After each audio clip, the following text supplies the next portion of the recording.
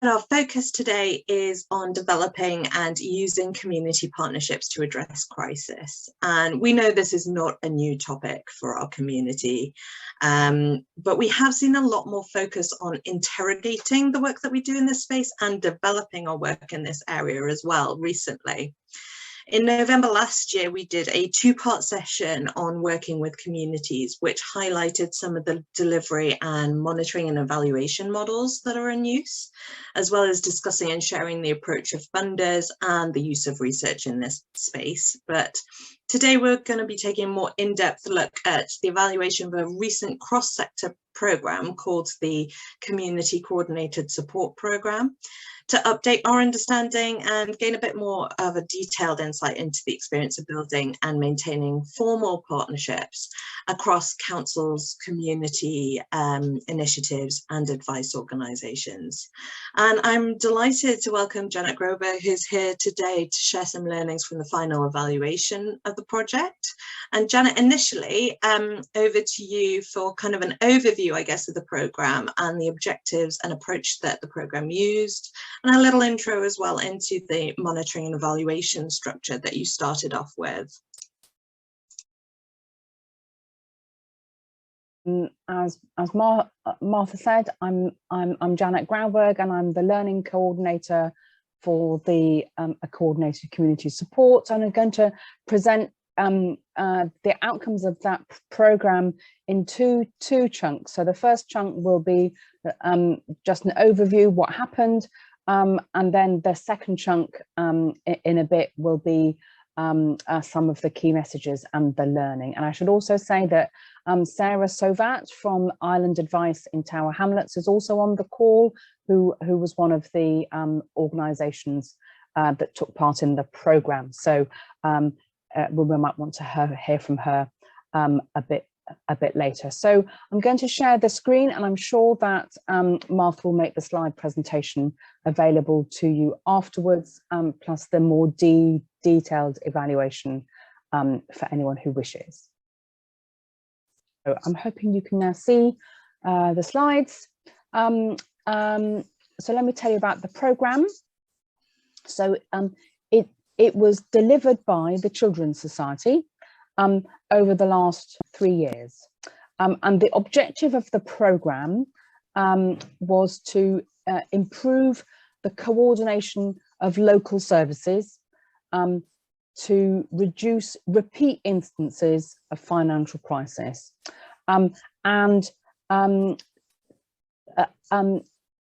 It operated in four areas: Norfolk, Tower Hamlets, Oldham and Swansea, looking at both locally based statutory services, local welfare assistance, social prescribing, etc., and voluntary agencies that were providing support, advice, and other access to those in financial crisis. And the way the programme operated was that in each area, a coordinated community support team worked together with local organisations to bring them together and take action on what they said their local priorities were. The background to the programme was this report that was done between the Children's Society and the Church of England after the localisation of the local welfare assistance scheme, and found that the first port of call for crisis support was often not that the council scheme, if it was still there, but voluntary sector support, and that people tended to bounce around the system looking for a support that they needed. And you can see that report on the project website if you wish. So the programme was funded philanthropically by a range of funders, and it comprised 3 members of staff from the Children's Society, and they they, as well as working with the pilot areas, they facilitated cross-site projects and connected with the Children's Society policy teams to inform national influencing. A programme learning coordinator, that's me, to encourage learning across the sites and to lead on sharing learning beyond the programme, and an external evaluation team, Cloud Chamber. And the funding of the programme, over 3 years, a mix of funding for direct access to services, funding for client-facing work, and for building coordination systems that we'll describe in more detail later. 3-year programme started in September 2019. Obviously, we had the COVID pandemic in the middle of it, which disrupted the programmes somewhat. And basically, the structure was the first year really getting to know the local areas and supporting them in the delivering crisis support during the pandemic. The second year, building and expanding local networks and starting to introduce some digital referral mechanisms, and the final year building on that with the referral mechanisms and focusing on sustainability. And so the programme has now come to an end for the funding point of view. So just a couple of slides that help with just conceptualizing the programme. So an important facet of it was that it had these 3 tiers of activity. It funded activity in the 4 local pilot areas to try and bring advice and support together. It also worked deliberately with the local authorities in those areas. They were the ones who led the bids, and they were very much involved in the project in order to try and connect local welfare assistance schemes in those areas, or the DAF in Wales, to the VCS in that local area. But it deliberately also had this 3rd tier of influencing policy at national level, and particularly during the pandemic, there was a lot of activity of bringing frontline views and experiences to select committees, officials at DWP and the Treasury about what was happening on the ground. So that's just something about the programme design that made it a bit different from many programs. And then this slide, I would say this, if you want to really understand what the programme's about, this is one of the critical slides. The way we thought about what we were trying to do. So this is a sort of theory of change in cog form, really, which is that if you want to, the object of the exercise is increasing people's access to advice and support in a crisis. In order to do that, you need to support professionals who work with people in a local area to have better awareness of what is available, so that there's no wrong door. Anyone who arrives needing advice and support anywhere in the system can be safely referred to where they can get the ongoing advice and support that they need, and that coordination is what enables that to happen. So coordination is the cog that drives both awareness and better access. And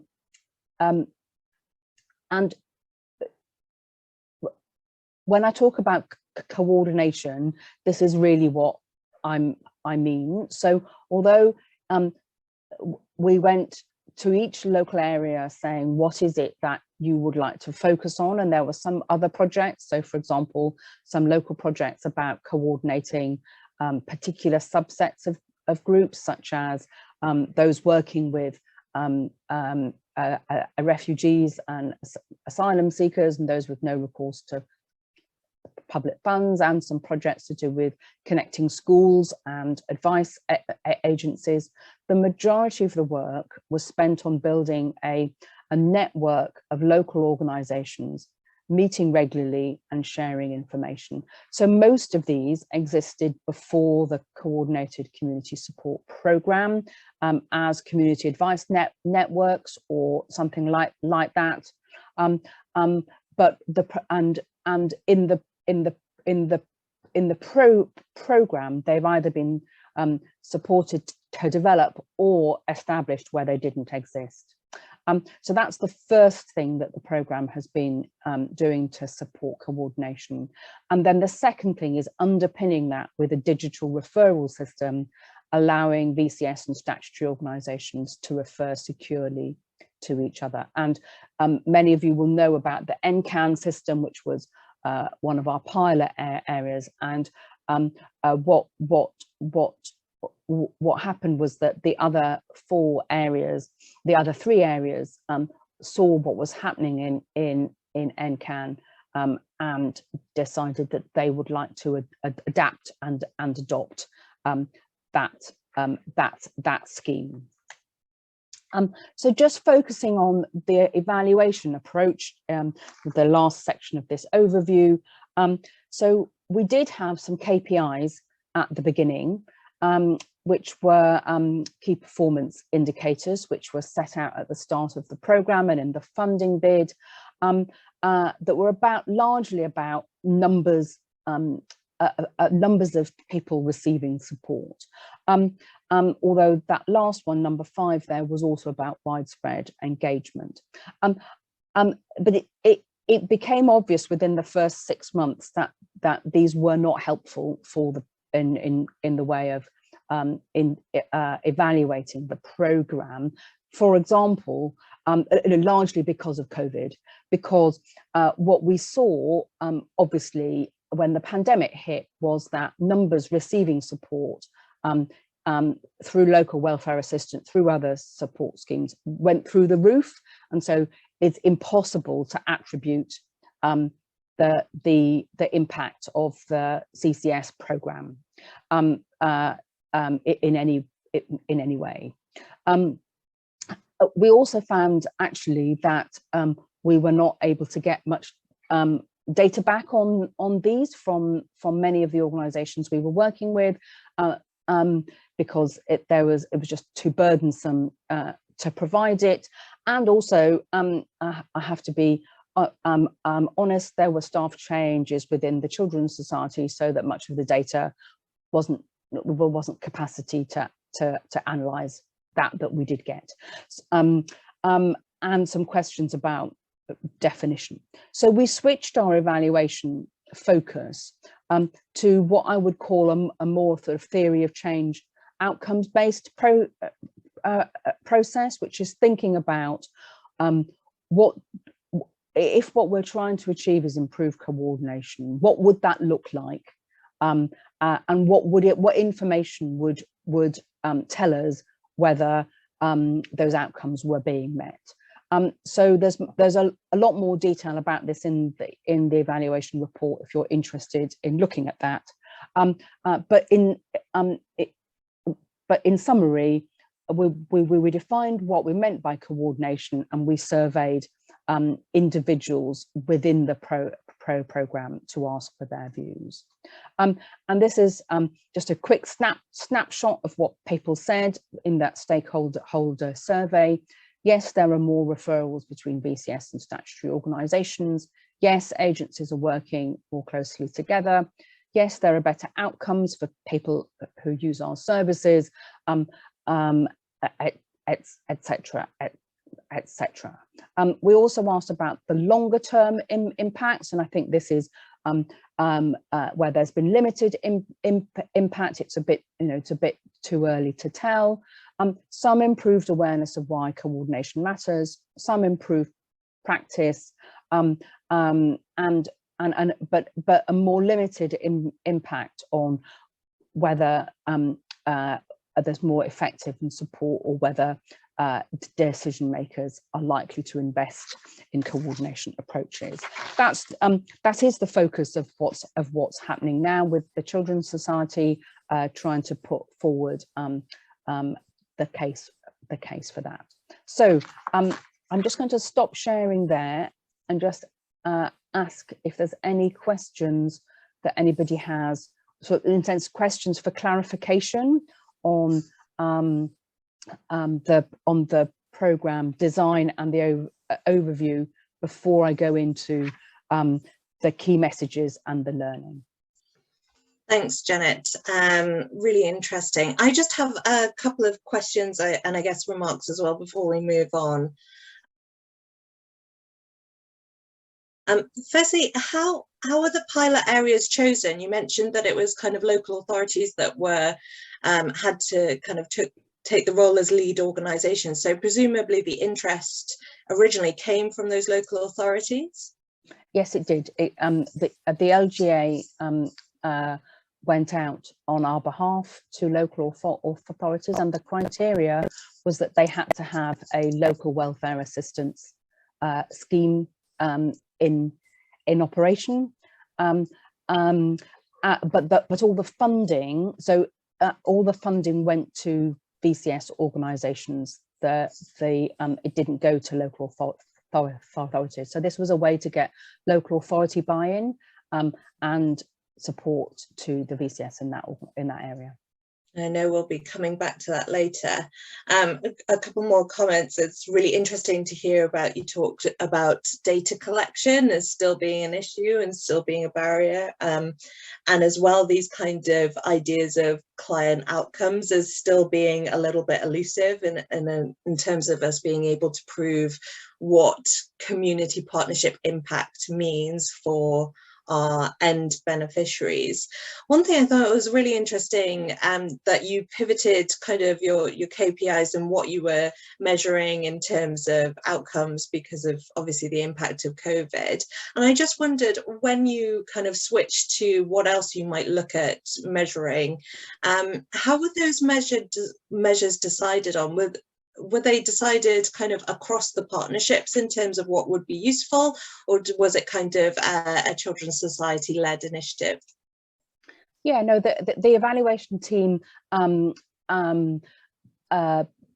developed a sort of a draft theory of change, or a logic model that set out, you know, this is what we think this is what we think the desired outcomes are, and then tested that with some of the key people from the pilot sites, I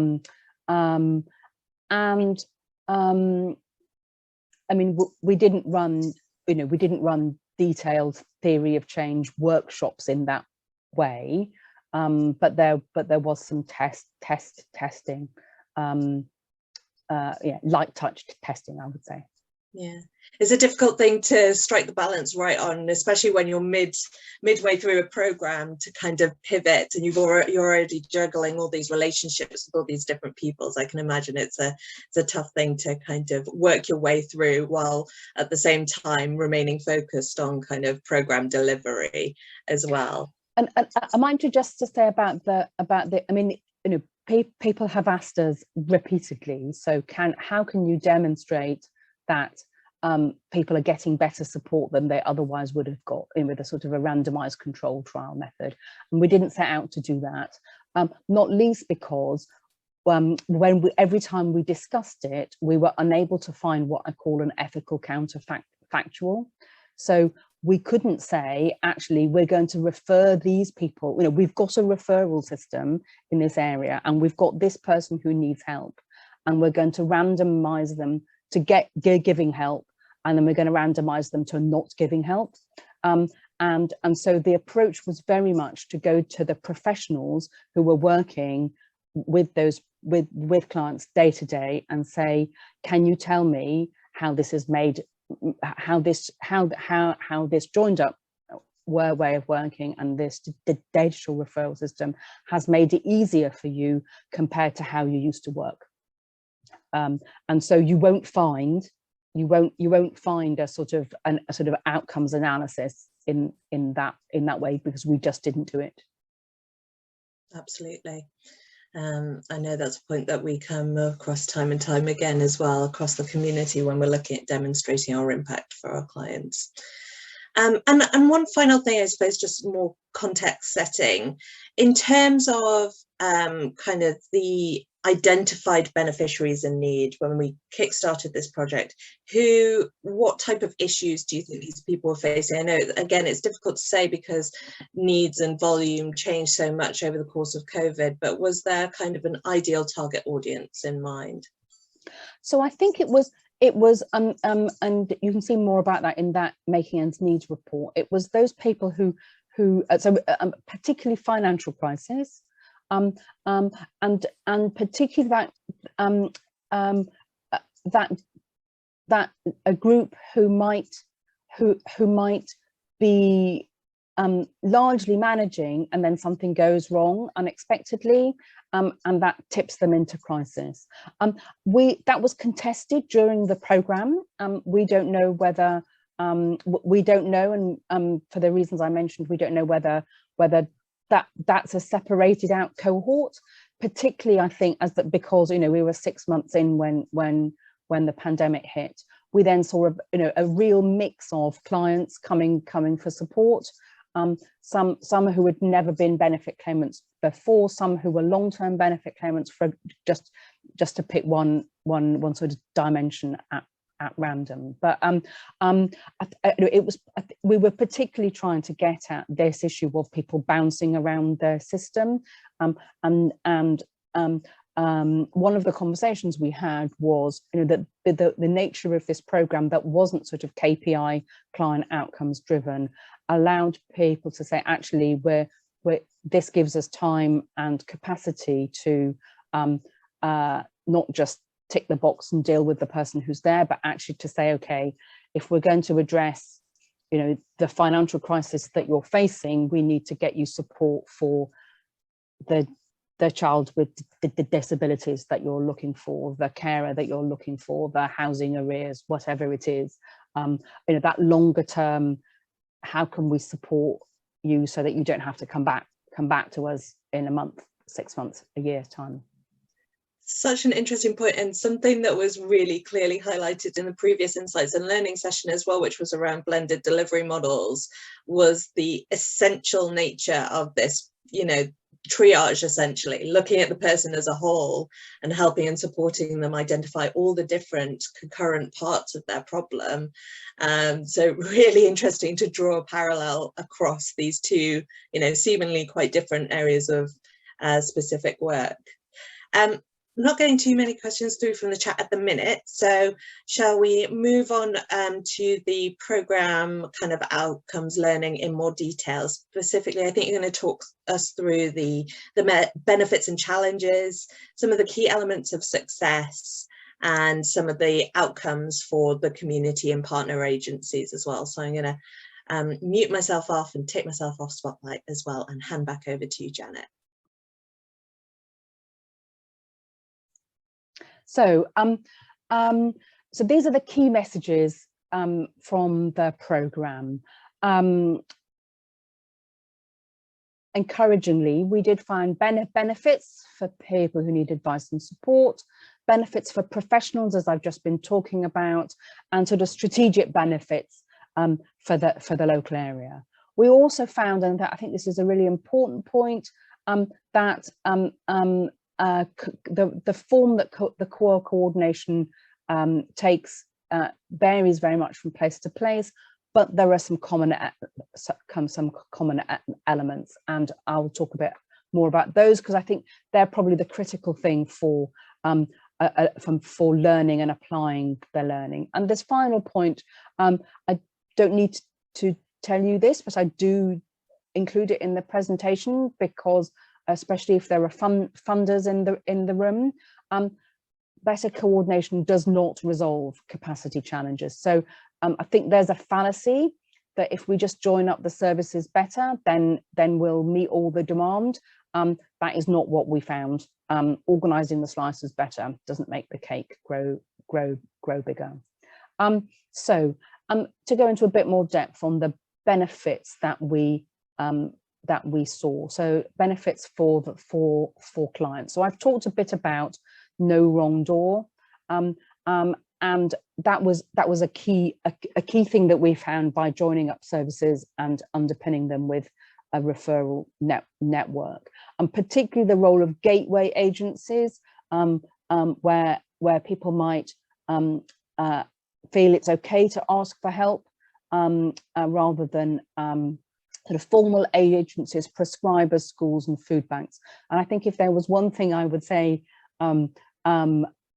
if you're looking to generate more activity, is to link in with social prescribers. They've proved to be a key gateway, and Sarah could talk a bit more about this if anybody wanted to dive into that. That second point, as you mentioned, Martha, a more holistic response. So if the digital referral system that has been rolled out in each of the areas means that someone can make multiple referrals to different organisations using the same information, so that you can be supported to have all the support that you need by turning up in one place.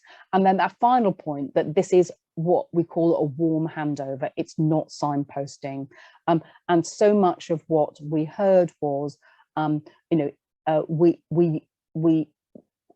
used to have to either email another agency if we thought they were a better place to help, use our personal contacts, mates that we've met, or give the client information. And what the network and referral system allows people to do is to make a secure referral with all the information that will definitely be picked up, because that's built into the system. And that comment there from the Norwich Food Bank is one of my favourite summings up of this. So we talked quite a lot about benefits for professionals, and I think this is critical here. Firstly, increased efficiency. So I think it's the Norfolk scheme that has 600 agencies on their directory, and I don't know about you, but I don't know anybody that can keep the contact details of 600 different agencies in their head, or indeed keep it up to date, whereas their system allows that to be kept up to date. And this is a local authority case study on the right, but they reckoned it was saving them 15 hours a week. Increase awareness. So agencies were saying that they used to referring to a small group of agencies all the time, those that they know and are familiar with, but actually if somebody comes in with a more specialist need, being able to have access to that directory and referral means that they might be able to find more specialists. And then finally, and this was really important, this opportunity to share the load. So the scheme allows you to turn off new referrals for a while. So let's say you've got a member of staff who's going on holiday for a week, or you've got a vacancy. You can say, actually, I just want to pause for a week. We need to deal with our backlog here. Please don't send me any more referrals.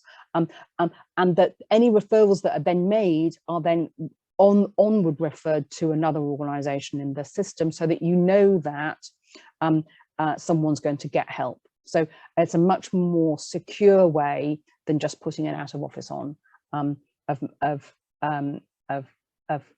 people getting help. And that was quite an important feature, particularly for small organisations that feared they might get overwhelmed.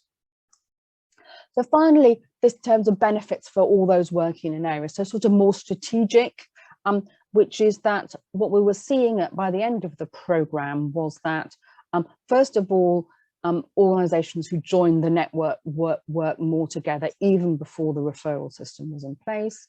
but actually that there were definitely additional benefits from having the system, for example, area level data to support trends, to inform funding, to identify gaps. But this final point here, although the elements are common, the form it took differed in between local areas, and to not be too sort of imperative about what works. There's quite a lot of words on this one, which is just about the costs of the system. Do please have a look at it at your leisure. The key point here is that the costs we found come from running the network and supporting people, engaging and keeping people on board, rather than actually running the system. So challenges. I don't think any of you will find this a surprise, but we reflected quite a lot on these short-term, on this capacity issues, short-term costs. So the costs of coordination come in the short term. You have to go to a meeting, you have to spend time on training, whereas the benefits come in the long term. And they might not come to your organization, they might come to other organizations.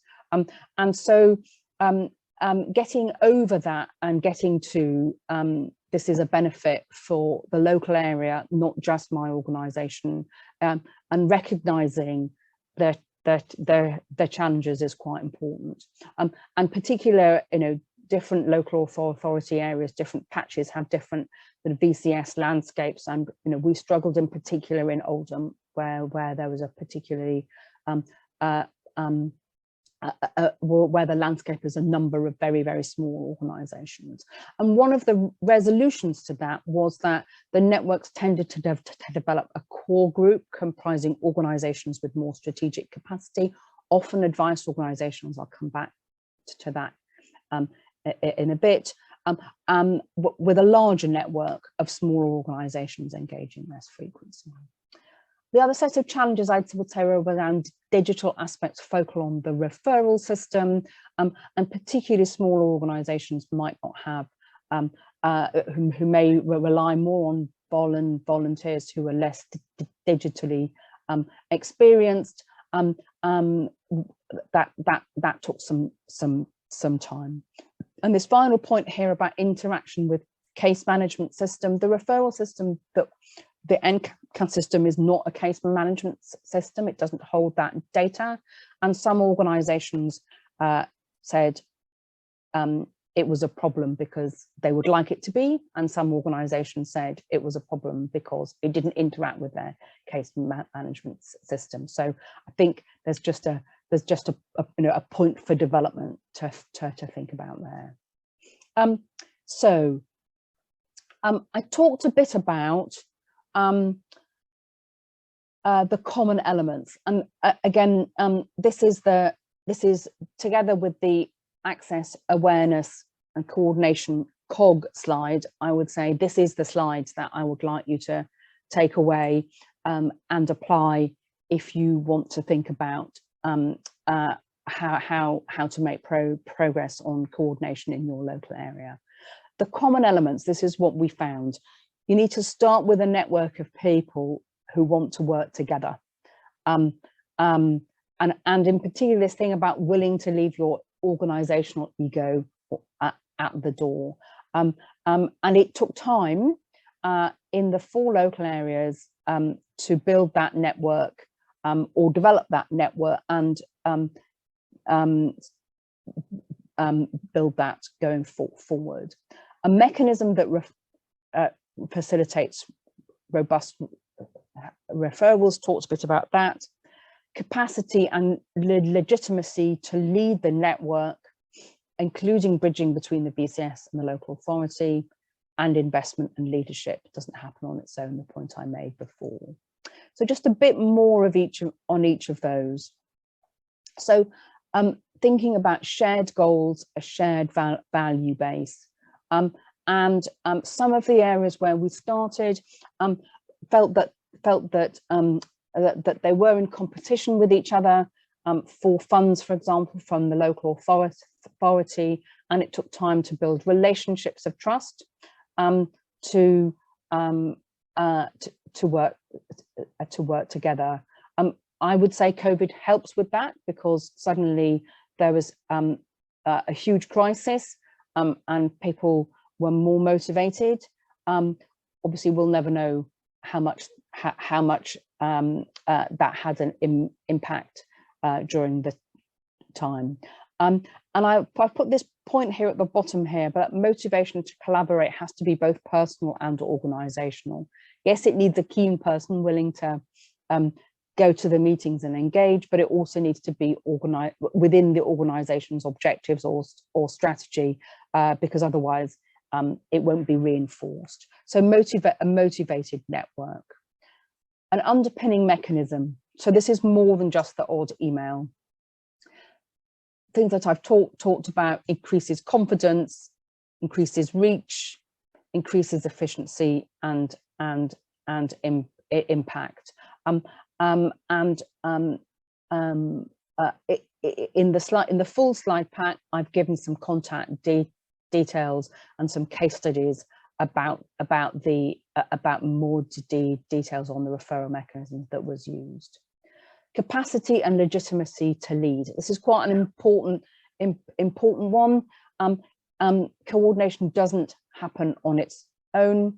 It has a cost, and there's various types of capacity. So there's sort of admin event stuff, building relationships and engaging. If you're going to be a convener of a network, you might be asked to take a view or represent onto the policy, local or national policy. We did find during talking to people across the country that there were some examples of local authorities leading coordination, but all of the participants in this programme felt that it was better to have the coordination role in the voluntary community sector. Reduces the power imbalance and builds respect, something we might want to talk about. And we do have to note there's a lack of capacity, increasingly a lack of capacity in local authorities as well as in the VCS. So just some challenges on this. Although the structure of the program was of our program was that we would lead to, it would be coordination would be funded and led in the VCS. This did lead to some tensions in some of the local authorities. They felt that this was their role. And also we struggled a bit with trying to identify and how we identified which organisation should be leading their network. And I think we learned from the Oldham example, where the organisation that stepped forward was undertaking a lot of frontline work, so delivering food parcels to people in need, and that always came first, and that they didn't have that they weren't able to step back and put the time into the more strategic work that this is. I think that was a learning point for us. And that in Swansea, we ran a tender process. It was won by Swansea Law Clinic, which helped with establishing local legitimacy. And I think probably if we had our time again, we would do that more often. Let's just get to the slide there. So just finishing then, thinking particularly about the role of advice agencies. In Norfolk and Tower Hamlets, the programme built on the existing community advice network, and in Swansea, the University Law Clinic has taken the lead. So this is so our experience was it was advice agencies that stepped forward to take this leadership role, and these are theories. Don't know why we didn't ask why that was. We didn't set out to test it. Maybe more likely to be part of a network already, more likely to have a overview of the range of needs and a sort of accustomed to what you might call triage and signposting referral. More likely, as I just described in that Oldham example, to have clear client-facing hours together with hours where you do the critical paperwork and able to separate out that these are the hours, this is the time I'm talking to clients, and this is the time I'm making the system run, and possibly more likely to have paid staff comfortable with digital record keeping. I'm not suggesting that they have more capacity, just different capacity compared to, for example, a food bank. So the final slide here, just the conclusions. So all of the programs, program side made progress in developing the network and adopting the digital referral mechanism. The challenge is one of sustainability. This is not a surprise. There were side benefits in terms of giving VCS organisations some status in the local area, but there are limits to coordination. In particular, there's no point having a referral system if there's no funding for the services.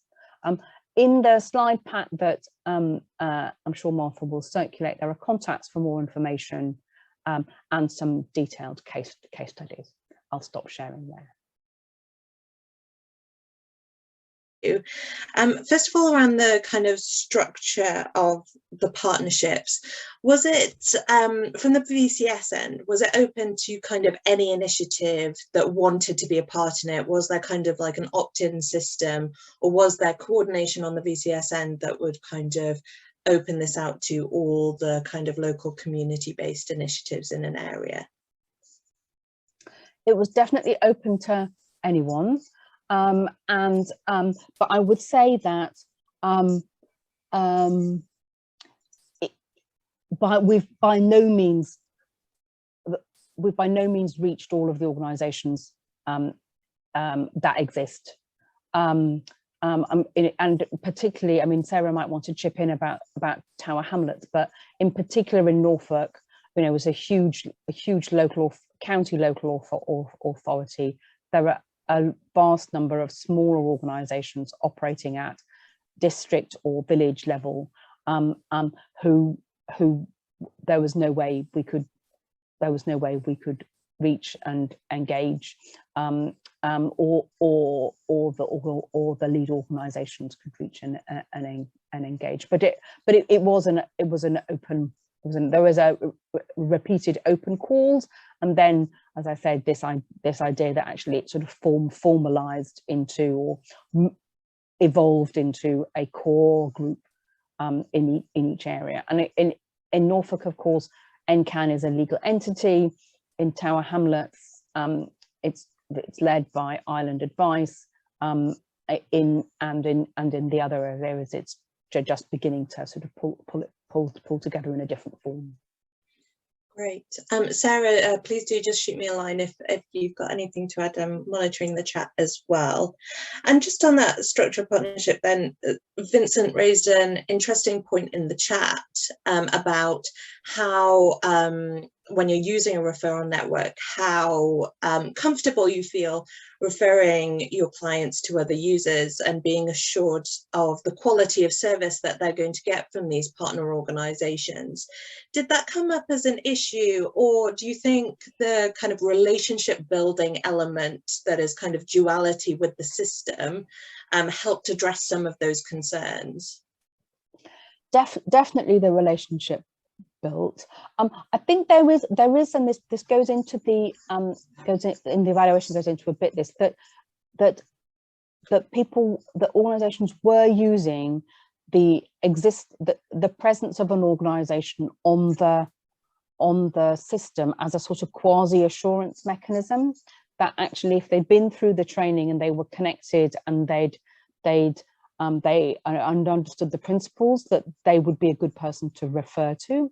The other thing is that there are some sort of protocols within the system, so that people are required, expected to respond within sort of roughly a working week, and so that people can be so people can be assured that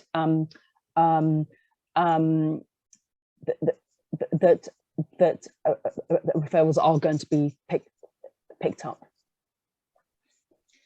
Interesting. And in terms of, you mentioned as well, there was an element to this program which was capacity and resources to support engagement with the program itself. What kind of did that look like? Did it vary place to place? And a specific question from the chat also came out about, did you find engagement kind of waning as everything had to go remote? Was it more effective in person, or actually did you not see too much of a difference? So, so thinking about the timing, there was a burst of activity in September 2019 when it was launched, and there was face-to-face engagement at that point. Things were just beginning to get going when COVID hit. Everything moved online, and I would say people were desperate. So, you know, lots of people joined and got involved at that point, not least because the program, because people wanted to share their experiences and wanted to be, you know, huddled together for warmth, but also because the program was offering quick access to funding to solve immediate needs. So, you know, we funded a pop-up food bank at a school, for example, where we funded some, you know, leaflets about advice to go into food bags, you know, practical things right there. And I think that has, and I would say, you know, a significant number of the interactions now are still online, for a whole range of reasons. Convenience, access. Wouldn't say that it's necessary. I wouldn't say that it's necessarily made a difference. In fact, I would probably say that it's facilitated. It's certainly facilitated in the program level, the local areas learning from each other. Yes, yeah, absolutely. I can agree with that as well. From our point of view as a network, it's, you know, really allowed us to be more inclusive. You mentioned social prescribers particularly as a kind of a useful gateway agency. How did they fit within these partnerships? I think probably Sarah is really much better placed to answer this if she's available. I'm available. Sorry, I've got the child on the side. What happened was, when we introduced the referral system more during the lockdown, during the pandemic, when most organizations had their door closed, and we realized that the largest referrer were actually social prescribers. So prior to the pandemic, we were unaware they used to signpost residents to services, but as these services were no longer open, so they started emailing, calling multiple organizations. So we invited one network to pilot it, so our local network, to see how it worked. And then, because they had no system in place themselves to track referrals, they actually were really keen on getting all the networks within Tower Hamlets to have a referral system where they can track what happens to those referrals. This then kind of increased referrals considerably through the system, but also highlighted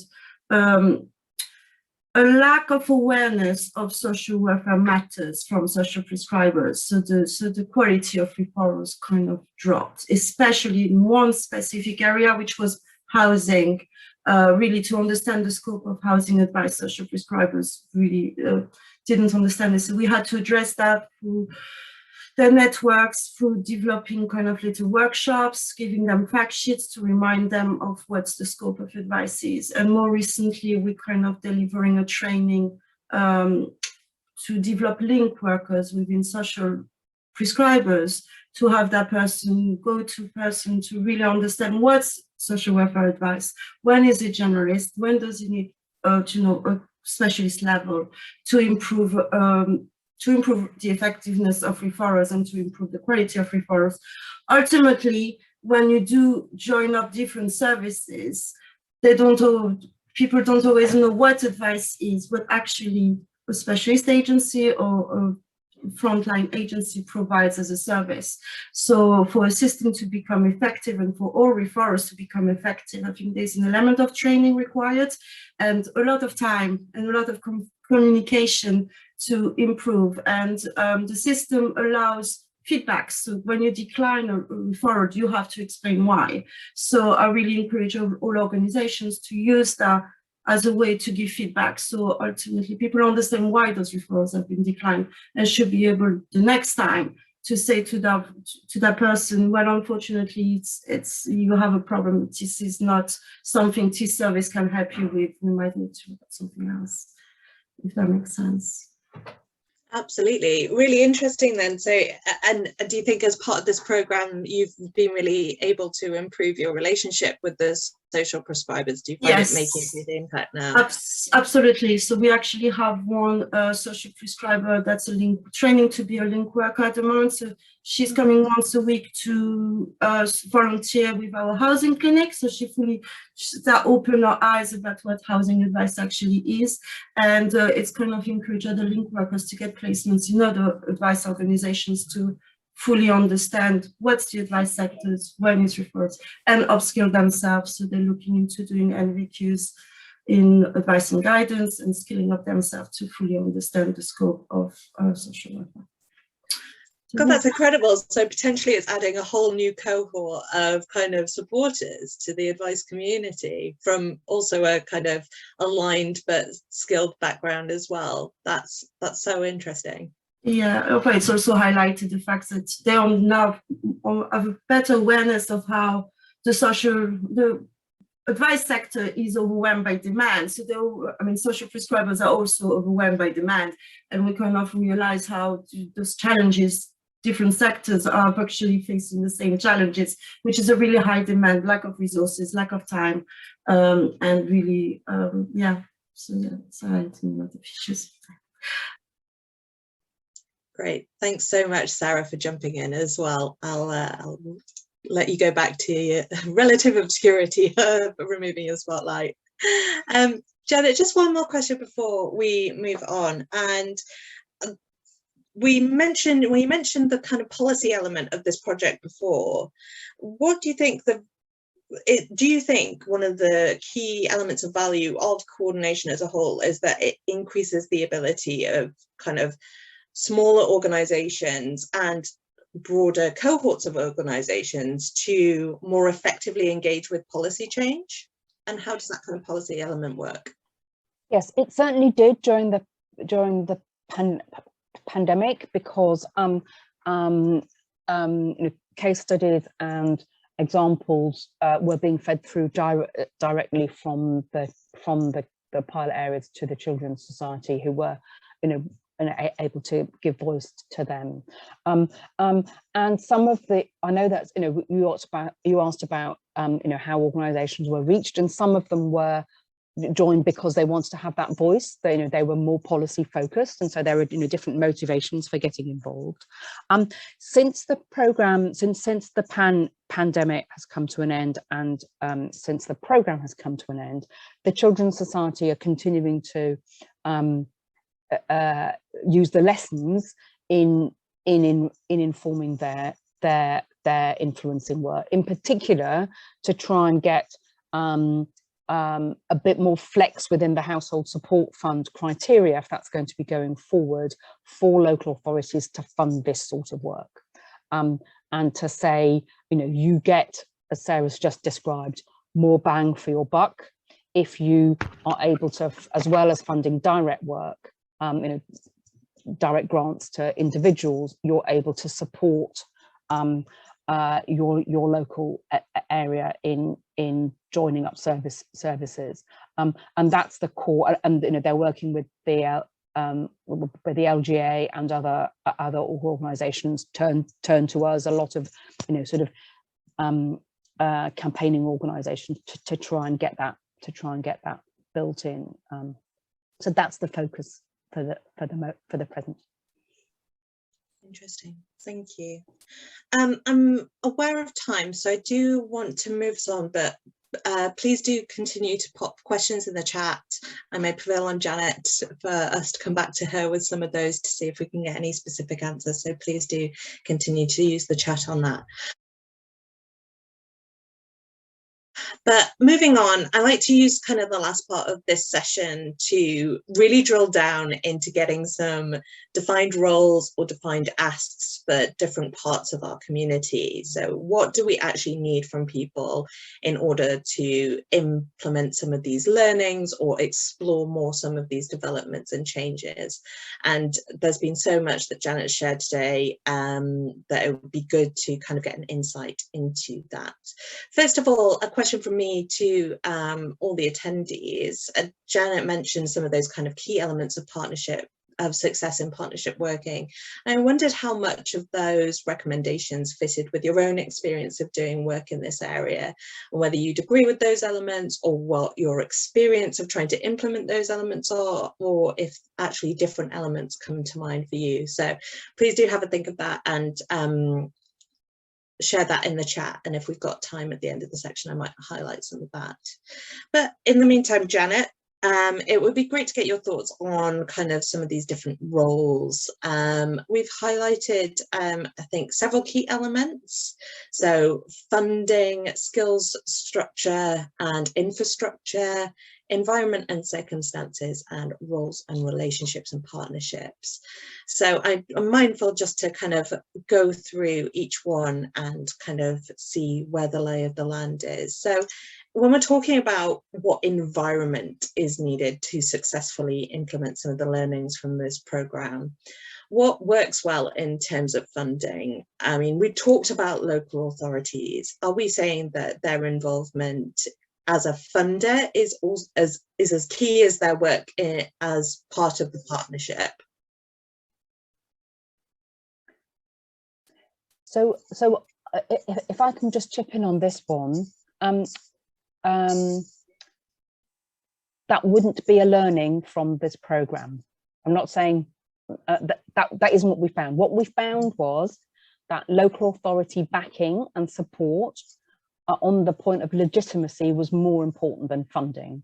That actually, you know, it's great if there's funding, and there has been in Norfolk, but actually what made the difference was the local authorities saying this was a good thing, getting on board themselves, sending some of that, because that meant that organisations, particularly if they were commissioned by the local authority or likely to want to be commissioned by the local authority, felt that it was a legitimate thing to be part of, or a good thing to be part of. So wouldn't necessarily say you need local authority funding for this type of work, but you should get backing.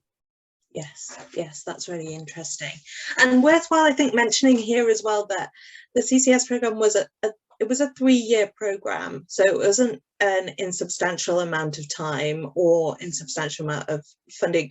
Would you be able to tell us what the funding of the entire program was as an amount? That is a question I should know the answer to, but I don't. So I won't. I'll dig it out and send it across, and you can circulate that. I mean, I think, you know, I think the, you know, the mix of fun. There was a lot of effort, and this is the point about capacity and legitimacy to lead. There were 3 full-time members of staff in the CCS team, putting in effort to engage people locally, and to encourage them to think about not just the short-term costs of coordination, but the long-term benefits. Plus, you know, support for people like Sarah and Emily in Norfolk doing that on a local level. It definitely has benefits, but it's not. It doesn't come free. And actually there's several levels of engagement kind of resourcing there as well. There's engagement resourcing at a local level with the local networks, and there is then a second tier of making sure that that continues. And if you want kind of a, I guess, equal or similar level of service or engagement or network vitality, I guess, across different areas, then actually you need that second tier of engagement and support. Otherwise, you know, some areas don't develop. And clearly there are places where there's a desire and oomph in the local area. You know, NCAN existed before. Sarah was already leading an advice network. COSI is doing great work in Liverpool with the Liverpool access to advice networks. Someone from Suffolk posted in the chat here about that, but it doesn't happen in every area because it takes that oomph and vision, and sometimes that can be provided by an external partner, as in this program. And we moved a little bit down to roles and relationships across the partnership, which maybe we'll stick with before jumping back to funding just briefly. So yeah, so you mentioned before as well, but I just wanted to reflag the importance of the individual. It seems like there are individuals that have a role to play here, and actually the choosing and I guess the surfacing of those people is quite important, because there is a skill set there that is above and beyond service delivery, or not above and beyond, just different from service delivery focused, which is the interpersonal relationships. You know, we're seeing lots of comments coming through about how important relationships are, how they do underpin everything, how they can contribute to the effective working of systems as well. And presumably that's something that kind of this project demonstrates. Yes, and this is, you know, I'm sure that many similar projects have talked about community leadership. This is a community leadership role, and that's why we've been explicit about stressing both capacity and legitimacy, which is basically the definition of leadership. And we got it wrong in some places, or the program misfired in some places, and some of that was because key people left, you know, retired, and their successors didn't have that sort of legitimacy, and that's also really important. I think, you know, the Suffolk example is a county council network.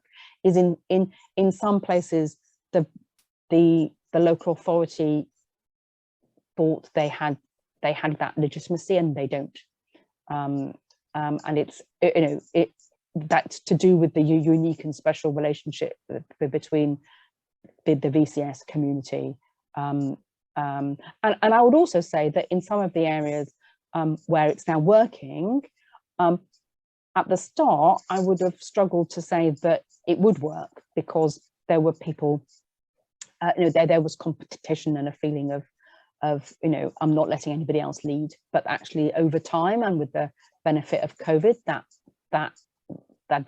was overcome. How interesting. So people reframing in their own minds the role that they play within their local communities as well.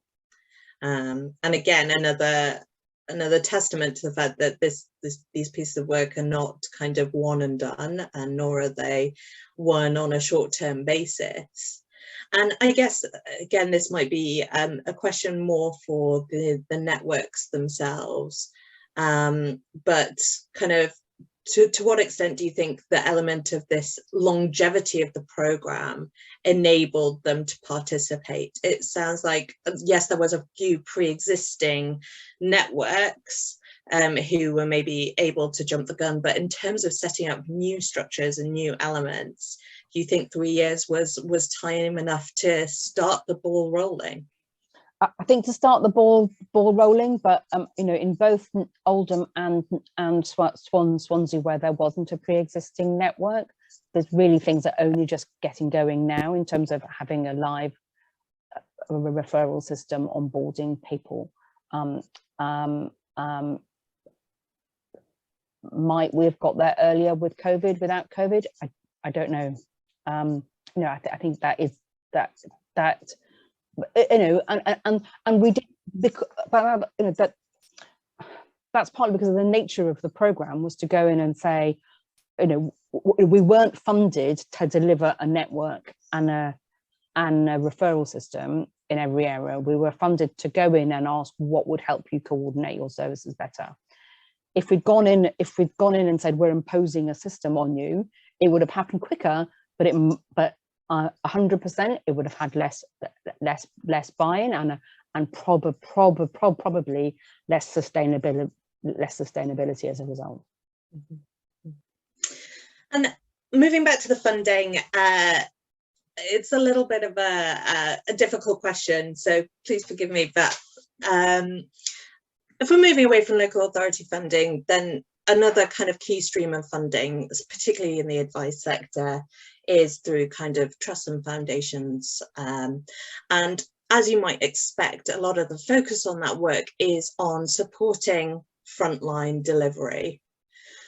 What would you say, how would you say the importance of investing in this type of work levels with investment in the frontline services? Are you a firm believer that this is important too, and it should be funded equally as much as frontline services? Yes, it's both and. You know, there's no point in funding coordination if there aren't any services to refer to. You know, somebody posted a question in the chat about if everybody stopped and they didn't, you know, had no capacity, and you know that comes from, you know, concerns at the end of the program about the level of demand. But you know, we've been speaking to the funders, BBC Children in Need, Lloyds Bank Foundation, about the value of the program, and you know, other organisations that are working in sort of place-based way. Joseph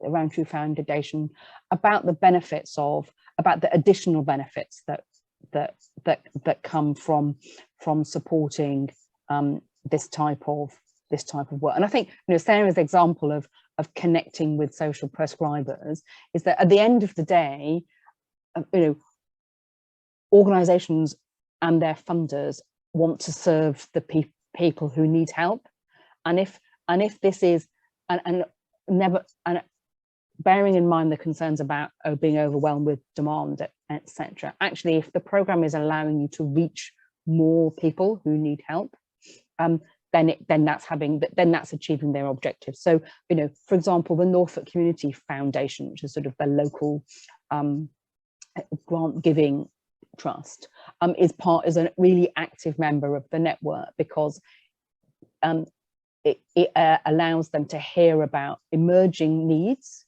and to fund and to prioritize their grant giving accordingly. So, you know, they picked up quite early and a number of the uptick in referrals for debt advice, and so they have sort of tweaked their grant giving accordingly. Amazing. So it's also having a positive influence on grant maker impact. Yeah, and in Norfolk, you know, the example that Sarah gave about the conversation with social prescribers has been having with Norfolk County Council and their local welfare scheme, which is, you know, what together are we funding, and what's the need, and to begin to have that dialogue about, you know, who are we not serving as a community. It just seems like these networks and these partnerships have served as such a powerful catalyst to really broadening and opening up the horizons for all these kind of different organizations, and just ensuring that they're not operating within a silo, and that actually, you know, the impact of the work that everyone's doing is increasing. Yeah. just a final kind of practical question for me. You touched on it in your presentation, but in terms of structure, skills and infrastructure, we talked about the dual nature of the kind of the relationships and then the system.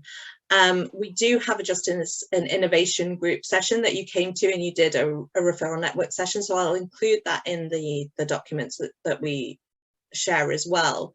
But in terms of the skill set that you kind of found, was that an area that, again, the CCS program could improve by delivering training? And you mentioned there the kind of that some smaller organizations struggled in that way to engage. But on balance, do you think that supporting skills development in that area is kind of goes towards the broader support around being able to engage across a partnership? Yeah, I mean, I would say that, everything I've tried to say is that the network comes first, and that the referral system underpins it. I say whenever I do this presentation, do not go out and buy a referral system as a result of this presentation, because the network and the relationships are the critical things. However, there are significant benefits from the digital referral system. It does take time to get up to speed. I'm sure Sarah can give you, practical examples of the amount of training and onboarding that needs to go on, and NCAN that's much more developed. They've got, they are constantly offering training, dealing with glitches, going back to the developer for fixes, and it's not just that new agencies come on board; it's that new members of staff need training. So it's not a cost-free exercise. And I do know that some of the feedback that we've had in the surveys was that some of the training was too quick. It doesn't happen often enough, and it's an area of caution. And I think really well demonstrated in your earlier presentation by the amount of resources that were ploughed into kind of the systems later on in the programme. It was very much kind of community development first. Looking to kind of the future of this work, I think there's a couple of things that I'd be interested in asking you. And the first is around what other feedback or learning has the programme evaluation generated? So you mentioned that you're meeting with other groups, you're presenting to other funders, you're presenting to local authorities. What has kind of the feedback from those groups been like in terms of their their desire to engage with this kind of work in the future? I think there is an interest, an increasing interest in the sort of joining up on more place-based work. I think there is interest in funders. So I know that the BBC Children in Need are looking to do more community development type funding, as well as sort of project funding, and I had a really rich conversation with them. And I think the Local Government Association are also really keen to try and think about, and then they've got their cost of living hub is and their bulletin that goes out to local authorities. They've been really keen to have this type of work spotlighted, and a lot of local authorities are keen to know where to start, thinking about how they can take things forward. I think there's also, to be honest, there's also people going, whoa, this sounds like a lot of work. Which it is, right? Which it is.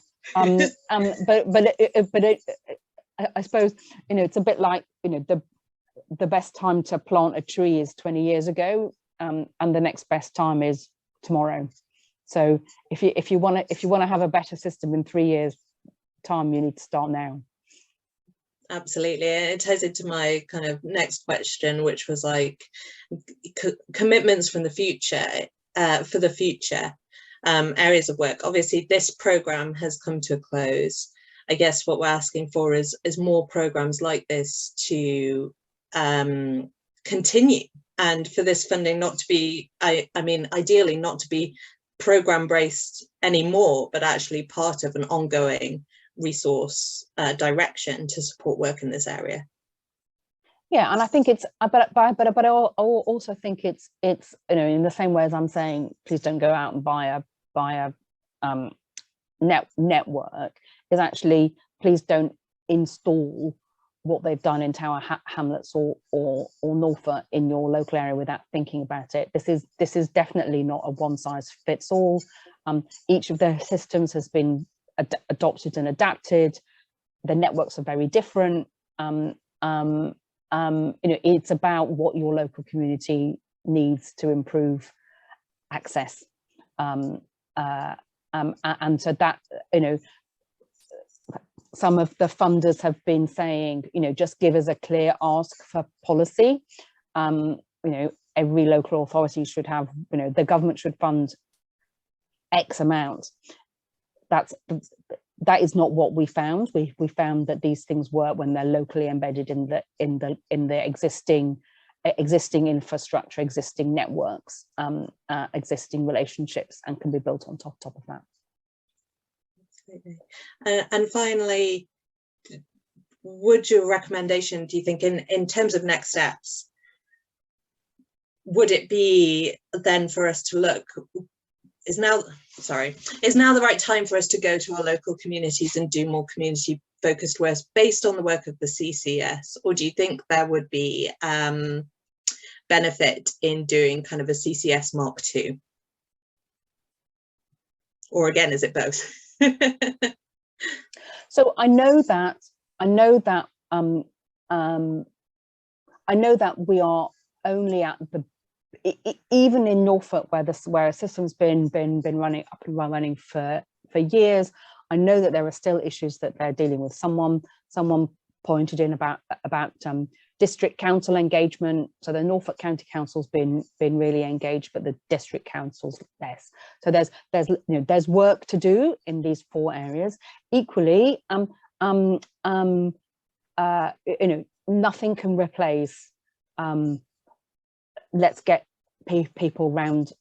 Let's have another go at getting people round a table, virtual or real, to talk about how we can work better together. To share our experiences and to recommit to working better together, putting our organisational egos aside. And an important point here in the chat that I want to highlight from Indigo Redfern is about the pre-existence of this work. You know, I want to re-highlight that we sit here, you know, the Network for Justice is a national initiative, and it's actually our ignorance that kind of drives some of the conversations, some of the questions that we're asking, and maybe more discovery, more focused on, you know, actually shining a light on some of these existing initiatives would help us in terms of, if we're looking to do this strategically or to scale up, to actually shape our direction based on the pre-existing work that is going on as well.